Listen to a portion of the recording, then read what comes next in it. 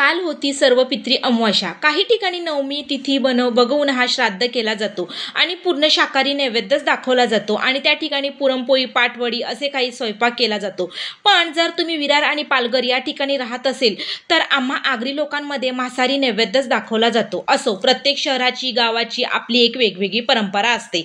आता आमच्या इथे तर पूर्ण मांसाहारीच नैवेद्य दाखवला जातो। तर मस्त अशी पापलेट फ्राय केली होती, मटण रसा, पुरी, नारळाच्या करंज्या, तळणीचे मोदक आणि खाडीतली छोटी कोळंबी आणि लाल भोपळा घालून भाजी केली होती। आता आमच्या इथे जर एक वेळ पानावर तुम्ही मटण नाही काढलं तरी चालेल, पण तळलेली मच्छी आणि हे खाडीतली छोटी कोळंबी आणि लाल भोपळा घालून भाजी नक्कीच करावी लागते। मस्त अशी मिरची भजी, बटाटा भजी, कांदा भजी, गोल भजी आणि भात सांगायची विसरली।